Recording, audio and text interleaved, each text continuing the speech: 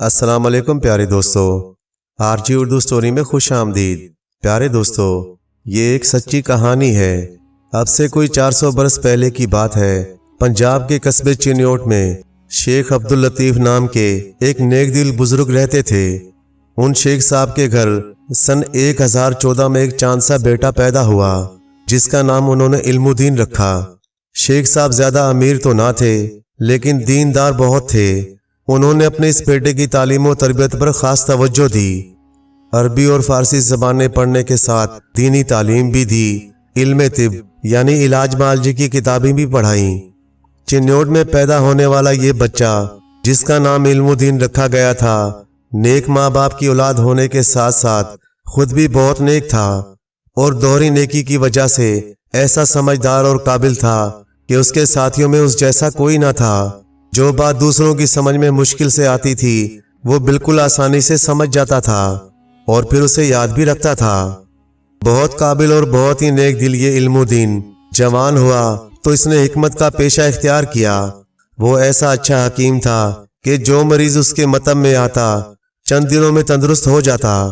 لیکن چونکہ اس زمانے میں چنیوٹ ایک معمولی سی بستی تھی، اس لیے اسے زیادہ آمدنی نہیں ہوتی تھی، بس تنگ ترشی سے گزارا ہو رہا تھا۔ لیکن اللہ کی خاص رحمت سے کچھ دن بعد ہی اس کی غربت بھی دور ہو گئی اور وہ ایسے اونچے رتبے پر پہنچ گیا۔ کم ہی لوگوں کو اتنی آسانی سے ایسا بڑا درجہ ملتا ہے۔ قصہ یہ تھا کہ افغانستان سے آنے والے سوداگروں کا قافلہ چنیوٹ کے قریب ٹھہرا، اور اس میں سے جو سب سے بڑا سوداگر تھا وہ بیمار ہو گیا، اور تکلیف ایسی بڑی کہ جان کے لالے پڑ گئے۔ تکلیف بہت زیادہ بڑی تو اس کے ساتھ ہی کسی اچھے حکیم کی تلاش میں بستی میں آئے، اور حکیم علم الدین کو اپنے ساتھ لے گئے۔ مریض کو بہت زیادہ تکلیف ہونے کے ساتھ اس کی بیماری بھی کچھ ایسی تھی کہ کسی کی سمجھ میں نہیں آ رہی تھی۔ کوئی کچھ کہتا، کوئی کچھ کہتا، لیکن نوجوان حکیم ایک نظر دیکھتے ہی سمجھ گیا کہ سوداگر کس مرض میں مبتلا ہے، اور اس کے لیے ایسی دوا تجویز کی کہ 1-2 خوراکیں کھانے سے ہی وہ بھلا چنگا ہو گیا۔ بہت مایوسی کی حالت میں ایسی کامیابی حاصل ہو جائے تو دگنی خوشی حاصل ہوتی ہے۔ چنانچہ سوداگر اور اس کے ساتھی بھی بہت خوش ہوئے، اور اچھا خاصا انعام دینے کے ساتھ حکیم علم الدین کو مشورہ دیا، تم ہمارے ساتھ دارالحکومت آگرہ چلو، امید ہے وہاں تمہاری قسمت کا ستارہ چمکے گا۔ اس چھوٹی سی بستی میں رہے تو کون تمہاری قدر کرے گا؟ یہ مشورہ بہت اچھا تھا۔ حکیم علم الدین نے فوراً قبول کر لیا اور سوداگروں کے قافلے کے ساتھ آگرہ چلا گیا۔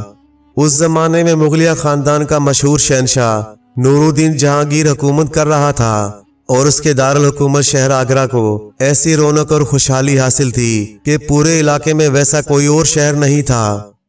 سوداگروں کی امداد سے حکیم علم الدین نے ایک جگہ اپنا مطب کھول لیا اور مریضوں کا علاج کرنے لگا۔ چنیوٹ کے مقابلے میں اس کی آمدنی بڑھ گئی، لیکن پھر بھی وہ ایک عام ہی حکیم تھا۔ اس شہر میں بڑے بڑے نامی گرامی حکیم مطب چلا رہے تھے، لیکن اللہ کے بھید نرالے ہیں۔ جب وہ کسی کو فائدہ پہنچاتا ہے تو غیب سے اس کے اسباب بھی پیدا کر دیتا ہے۔ اس پردیسی حکیم کے ساتھ بھی ایسا ہی معاملہ ہوا۔ جہانگیر کی ملکہ نور جہاں اچھی بھلی تھی کہ اچانک اس کے پاؤں کے تلمے میں پھوڑا نمودار ہوا، اور اس کی تکلیف سے ملکہ کا برا حال ہو گیا۔ فوراً شاہی طبیب اور جراح بلوائے گئے۔ انہوں نے کئی بار ملکہ کے پیر کا معائنہ کیا، اور آخر میں یہ رائے کام کی کہ نشتر سے پھوڑے کو چیر ڈالا جائے۔ اس عمل سے زہریلا مادہ نکل جائے گا اور ملکہ صاحبہ تندرست ہو جائیں گی۔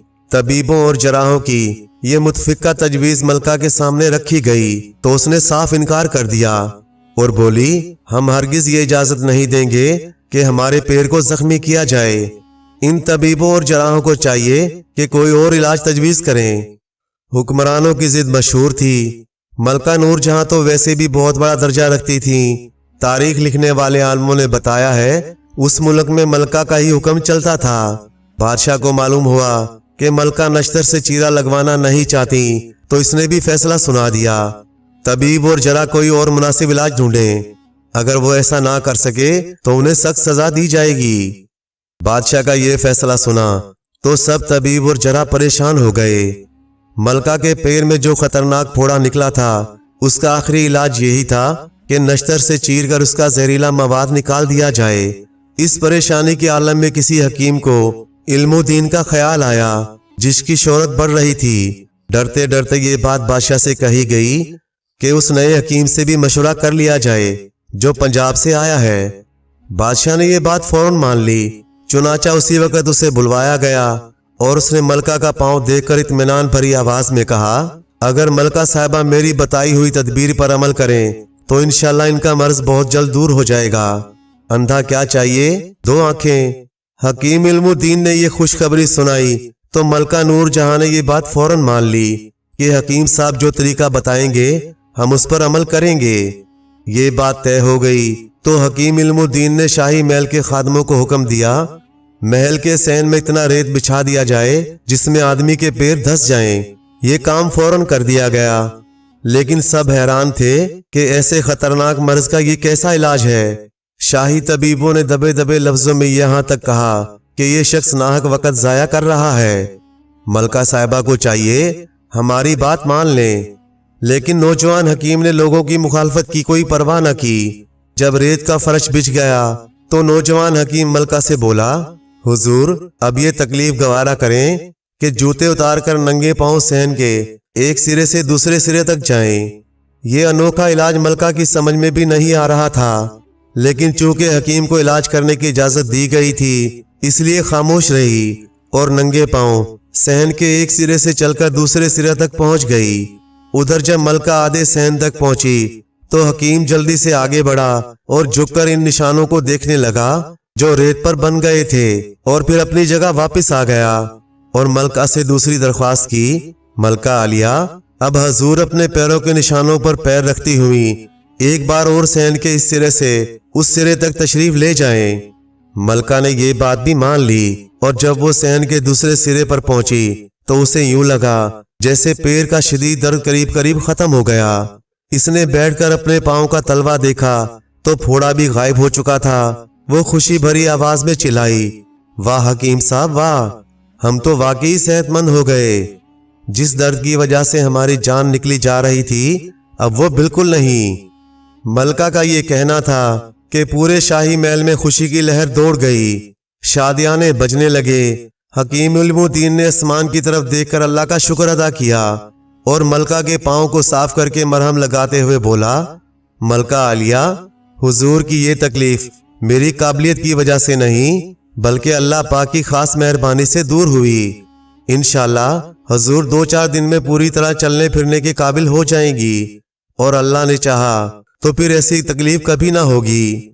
बादशाह ये सारी कार्रवाई देख रहा था। उसने मलका को मुतमईन और खुश देखा तो हुक्म दिया, इस काबिल हकीम को इसी वक्त 1 लाख रुपए बतौर इनाम दिए जाएं।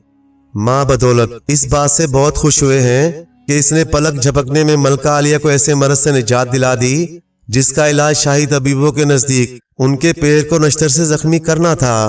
बादशाह की बात खत्म हुई तो मलका ने बहुत खुश होकर कहा, हकीम साहब ने जिस तरह बिल्कुल आसानी से हमारी बीमारी खत्म कर दी है वाकई ये इनका कमाल है। कदरदानी के तौर पर हम अपने सब जेवर इन्हें दे रहे हैं जो इस वक्त हमने पहन रखे हैं। ये बात कहते हुए मलका ने सोने के वो जेवर जिनमें जवाहरात जड़े हुए थे उतारना शुरू कर दिए। उसके साथ इन सब खवातीन ने भी जो इस वक्त वहां मौजूद थी अपने अपने जेवर उतार कर खुशकिस्मत हकीम को दे दिए। बादशाह की तरफ से दिए गए 1 लाख और इन जेवरों की कीमत मिलाकर कुल रकम 22 लाख रुपए बन गई।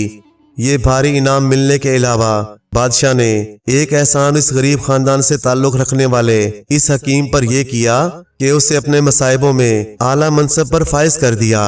आन की आन में हकीम इल्मुद्दीन को जो दौलत और जो मनसब मिल गया था वही उसकी तमन्नाओं से ज्यादा था, लेकिन आगे चलकर अल्लाह पाक ने उसे उससे भी बड़ा रुतबा बख्शा। जहांगीर के बाद शाहजहां हिंदुस्तान के तख्त पर बैठा तो इसने काबल तबीब को वजीर खान का लकब देकर पंजाब का गवर्नर बना दिया। और बहुत ज्यादा हैरान कर देने वाली बात यह थी कि हकीम इल्मुद्दीन उर्फ वजीर खान की तरक्की पंजाब का गवर्नर बनने पर भी ना रुकी, बल्कि अपने नेक बंदों पर बहुत ही मेहरबानियां करने वाले अल्लाह ने उसे एक और ऐसी इज्जत बख्शी कि रहती दुनिया तक उसका नाम जिंदा रहेगा और उसे बेहिसाब सवाब भी मिलता रहेगा। پیارے دوستو، آخر میں یہ بتانا ضروری ہے کہ اس قابل حکیم نے ملکہ کا علاج کس طرح کیا، کیونکہ ریت کے فرش پر رنگے پاؤں چلنا تو اس خطرناک پھوڑے کا علاج نہیں ہو سکتا تھا، جبکہ اس کا علاج مغلیہ سلطنت کے نامی گرامی طبیب اور جرابی نہ کر سکے۔ حکیم علم الدین نے پھوڑے کا علاج تو یہی کیا تھا کہ نشتر سے ملکہ کے تلوے کی کھال کاٹ کر مواد نکالا تھا، لیکن اپنی خدا داد ذہانت سے ترکیب ایسی نکالی تھی کہ آپریشن بھی ہو گیا اور ملکہ کو اس کی خبر بھی نہ ہوئی، اور نہ ملکہ نے کسی قسم کی تکلیف محسوس کی۔ وہ تدبیر یہ تھی کہ ریت کے فرش پر ملکہ کے پیروں کے جو نشان بنے تھے ان میں سے ایک جگہ چھوٹا سا نشتر چھپا دیا تھا، جہاں پھوڑے کی ابھار کی وجہ سے کچھ گہرائی پیدا ہو گئی تھی۔ ملکہ ان نشانوں پر پاؤں رکھتی ہوئی دوبارہ صحن کے دوسرے کنارے تک گئی تو نشتر پھوڑے میں چپ گیا اور اس کا زہریلا مواد خارج ہونے سے درد ختم ہو گیا، جس کی وجہ سے وہ سخت بے چین تھی۔ جب ملکہ نے ریت کے فرش پر ایک چکر کاٹا تو حکیم صاحب نے اس پیر کے پھوڑے والا نشان مٹی میں دیکھ لیا اور اس میں جا کر ایک نشتر چھپا دیا۔ جب دوبارہ ملکہ صاحبہ وہاں سے گزری تو وہ نشتر ملکہ کے پاؤں میں چبھا اور اس کا سارا مواد خارج ہو گیا، جس کی وجہ سے وہ سخت بے چین تھی۔ پیارے دوستو، آپ کو اندازہ ہوگا کہ حکیم علم الدین نے بھی پھوڑے کا علاج تو وہی کیا جو شاہی طبیبوں اور جراحوں نے بتایا تھا، لیکن طریقہ ایسا اختیار کیا جو اللہ کی خاص مہربانی سے ہی اس کے ذہن میں آیا تھا۔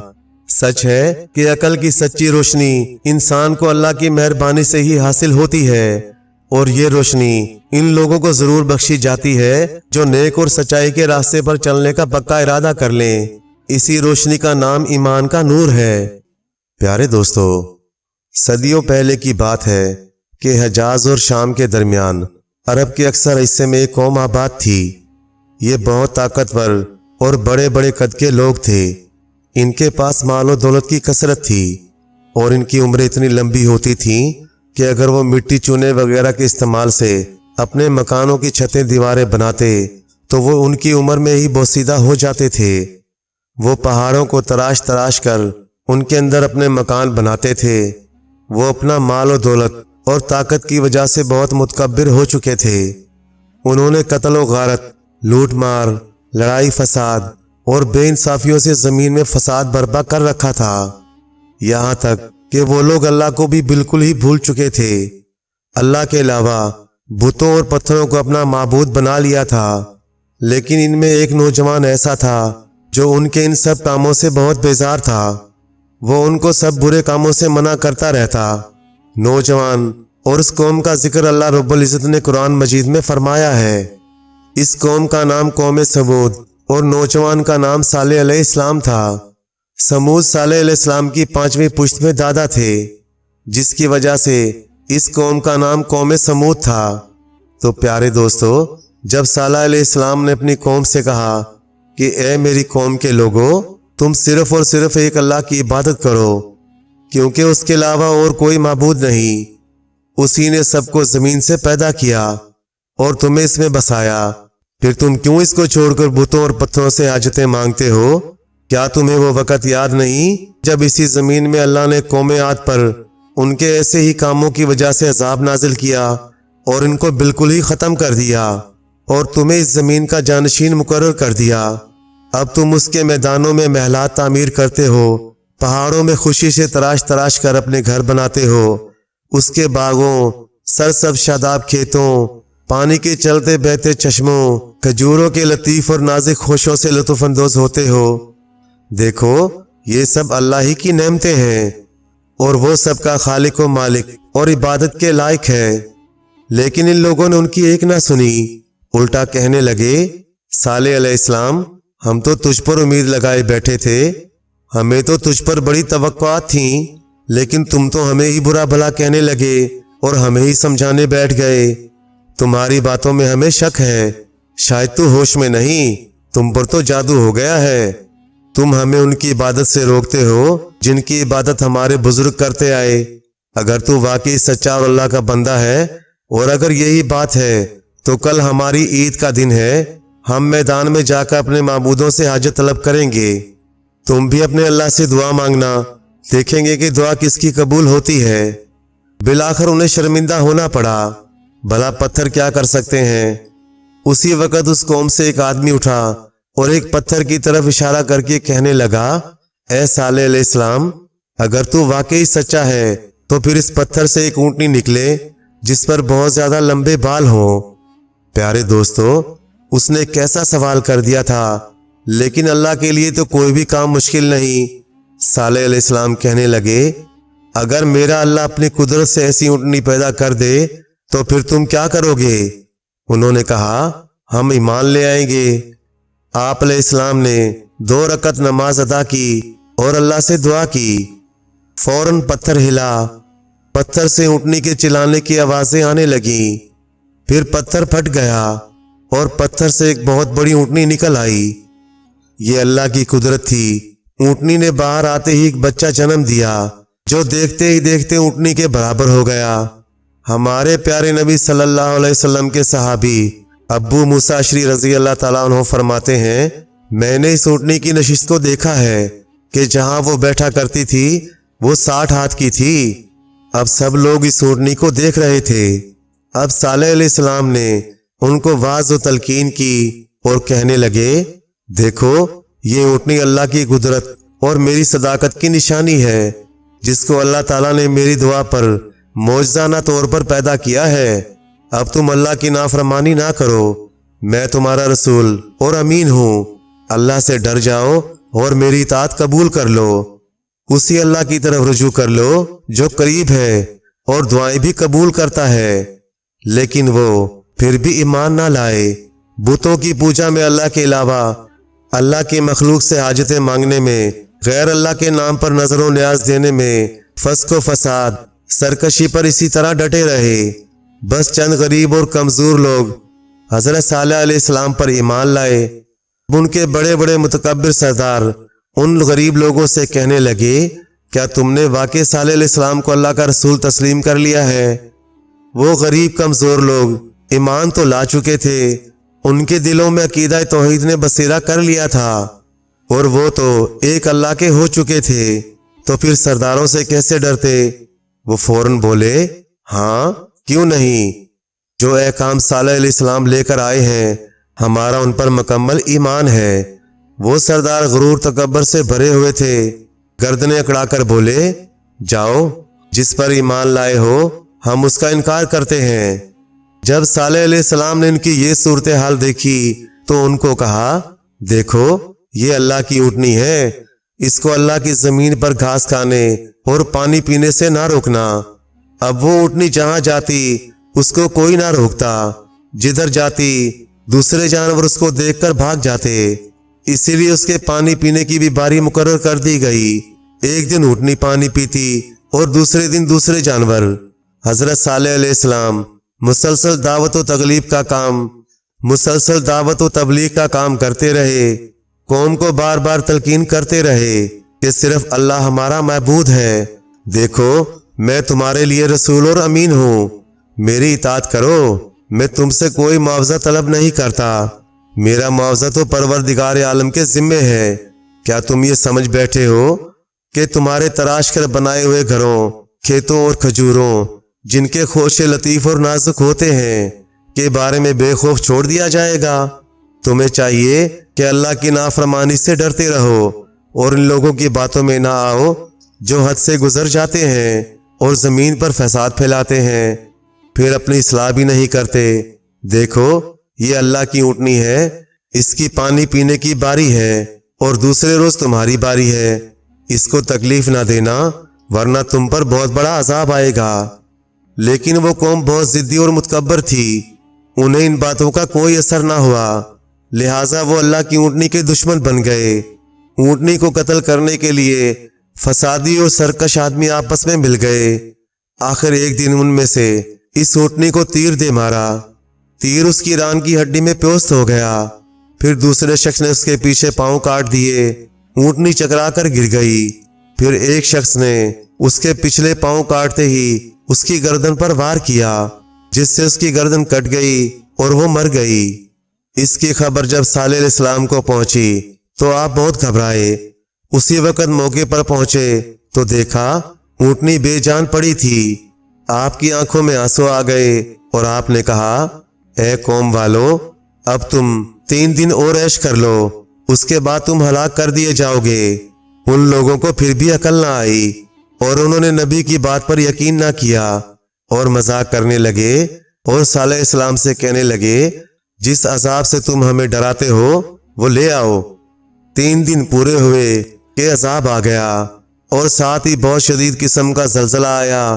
ان کے دل پھٹ گئے اور سب ہلاک ہو گئے، کیونکہ انہوں نے اللہ اور اس کے رسول کی بات کو نہیں مانا تھا۔ وہ اپنے گھروں میں اوندے پڑے رہ گئے جیسے کہ وہ کبھی یہاں بسے ہی نہ تھے۔ پیارے دوستو، بنی اسرائیل کے 3 آدمی تھے، ان میں سے ایک گنجا، دوسرا نابینا اور تیسرا کوڑی تھا۔ ان تینوں کے پاس باری باری اللہ تعالیٰ کے حکم سے ایک فرشتہ آیا اور ان سے ان کی خواہش کے متعلق پوچھا۔ پہلے وہ گنجے شخص کے پاس آیا اور پوچھا کہ تیری کیا خواہش ہے؟ میں دعا کروں گا اور اللہ کے حکم پر تیری خواہش پوری ہوگی۔ گنجا بولا میرے سر کے بال آ جائیں تاکہ لوگ مجھ سے نفرت نہ کریں۔ اس نے اس شخص کے لیے دعا کی اور اس کے بال اللہ تعالیٰ کے حکم سے آ گئے۔ فرشتے نے اسے ایک اونٹنی دی اور وہ خوش و خرم زندگی گزارنے لگا۔ پھر فرشتہ اس شخص کے پاس گیا جو نابینا تھا، اس سے بھی فرشتے نے وہی بات کی جو پہلے شخص سے کی تھی۔ اندھے شخص نے کہا میری آنکھیں نہیں ہیں جس کی وجہ سے میں دنیا کی تمام نعمتیں دیکھنے سے محروم ہوں۔ آپ میرے لیے دعا کیجئے کہ میری بینائی لوٹ آئے تاکہ میں دنیا کی خوبصورتی کو دیکھ سکوں۔ فرشتے نے اس کے لیے دعا کی اور اس کی آنکھیں بھی ٹھیک ہو گئیں۔ فرشتے نے اسے ایک بکری دی اور چلا گیا۔ پھر وہ تیسرے شخص کے پاس گیا جو نہایت غریب تھا، اس سے اس کی خواہش پوچھی تو وہ بولا کہ آپ میرے لیے دعا کریں کہ میرا جسم صحیح ہو جائے۔ فرشتے نے اس کے لیے بھی دعا کی اور اللہ کے حکم سے وہ بھی ٹھیک ہو گیا۔ فرشتے نے اسے ایک گائے دی اور چلا گیا۔ کچھ عرصے بعد دوبارہ وہی فرشتہ ان تینوں کے پاس ایک فقیر کی شکل میں باری باری گیا۔ اب ان تینوں آدمیوں کے پاس ایک گائے، اونٹنی، بکری کے بجائے بہت سا مال ہو گیا تھا۔ پہلے وہ اس آدمی کے پاس گیا جو گنجا تھا، لیکن پھر وہ اللہ کے حکم سے ٹھیک ہو گیا تھا۔ فرشتے نے اس سے کہا تمہارے سر کے بال نہیں تھے، اللہ نے تجھ پر رحم کیا اور تو ٹھیک ہو گیا۔ اب اللہ نے تجھے جو مال دیا ہے اس میں سے مجھے اللہ کے لیے کچھ دو۔ تو وہ بولا میں نے تو یہ سارا مال اپنی محنت سے بنایا ہے، اس میں اللہ کا حصہ کہاں سے آ گیا؟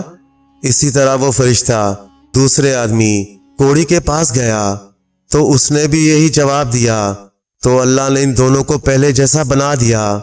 پھر فرشتہ تیسرے آدمی نابینا کے پاس گیا جو کہ اب خوشحال ہو چکا تھا۔ فرشتے نے اسے یاد دلایا کہ وہ تنگ دست تھا، اللہ نے اسے خوشحال کر دیا، بس اب تو اپنے مال سے اللہ کا حصہ دے۔ تو اس نے جواب دیا بے شک یہ سب کچھ اللہ ہی کا دیا ہوا ہے اور تم اس میں سے جتنا چاہو لے جاؤ۔ اس کے جواب سے اللہ اس سے راضی ہو گیا۔ فرشتہ جو فقیر کے روپ میں تھا وہ بولا میں اللہ کی طرف سے تیری آزمائش کے لیے آیا تھا اور اس آزمائش میں تو کامیاب ہو گیا اور تیرے دوسرے ساتھی ناکام ہو گئے۔ پیارے دوستو، اللہ کے حصے کا مطلب یہ ہے کہ سب چیزیں اللہ ہی کی دی ہوئی ہیں، بس ان نعمتوں میں سے جو چیزیں اللہ کے نام پر خرچ کی جائیں وہ اللہ کا حصہ ہیں۔ اور لطف کی بات یہ ہے کہ ان کے خرچ کرنے سے چیزیں کم نہیں ہوتی بلکہ ایک کے بدلے 7 ملتی ہیں، جیسا کہ قرآن شریف میں آیا ہے جو لوگ اللہ کی راہ میں خرچ کرتے ہیں ان کی مثال اس دانے کی سی ہے جس سے 7 بالیاں نکلتی ہیں اور ہر بالی میں 100 دانہ ہوتا ہے۔ اللہ کا حصہ دینے سے مال بڑھتا رہتا ہے۔ پیارے دوستو، کہانی اچھی لگے تو لائک کریں، چینل کو سبسکرائب کر دیں اور مزید اسی طرح کی قصے کہانیاں دیکھنے اور سننے کے لیے دیکھتے رہیں GN Story TV۔ شکریہ۔